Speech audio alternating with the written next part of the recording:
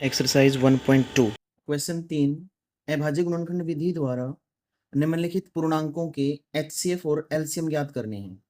ये class 10th math Hindi medium का question number 3 कर रहे हैं हम, जिसमें हमें 3 भाग में 3-3 संख्याएं दे रखी हैं, जिनके हमें अभाज्य गुणनखंड विधि से एचसीएफ और एलसीएम निकालने हैं।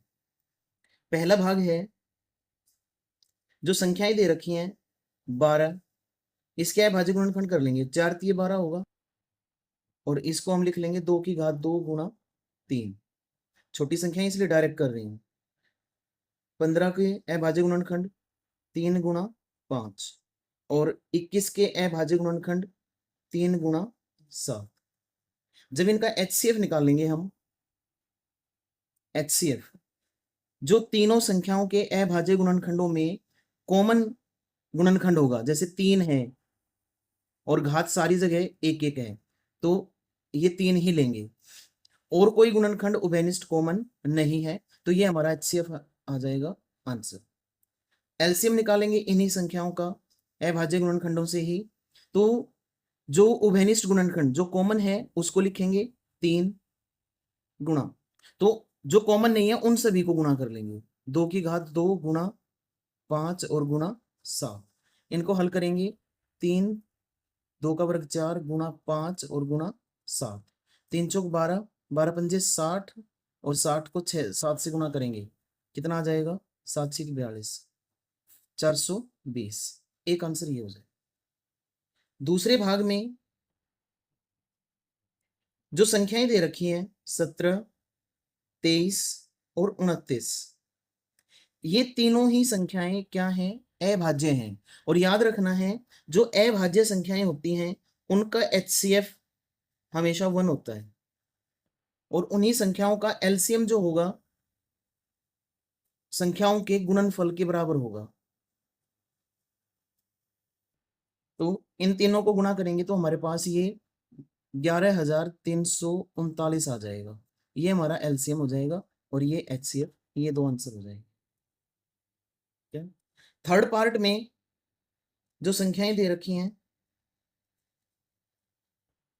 8 है, तो 8 के अभाज्य गुणनखंड 2 की घात 3 हो जाएगा 8 और 9 के अभाज्य गुणनखंड में 3 की घात 2 और 25, इसके अभाज्य गुणनखंड में 5 की घात 2 आ जाएगा।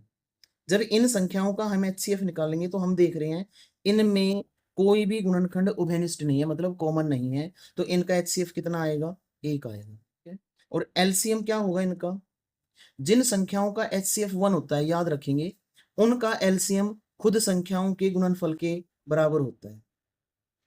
इनको गुणा कर लेंगे, 25 अट्ठे 200, 200 को 9 से गुणा करेंगे तो दोनों में 18 और 2 0, ये एचसीएफ आंसर हो जाएगा और ये एलसीएम आंसर हो जाएगा।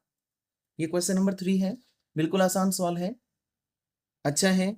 एक दो बातें नई भी बताई हैं उसने कि जिन संख्याओं का, एक तो ये बात बताई कि भाई जो अभाज्य संख्याएं होती हैं उनका एचसीएफ 1 होता है और उनका एलसीएम खुद संख्याओं के गुणनफल के बराबर होता है। और दूसरी बात क्या है कि जिन संख्याओं में कोई भी गुणनखंड उभयनिष्ठ नहीं होता उनका एचसीएफ 1 होता है और जिन संख्याओं का एचसीएफ 1 होता है उन संख्याओं का एलसीएम खुद संख्याओं के गुणनफल के बराबर होता है।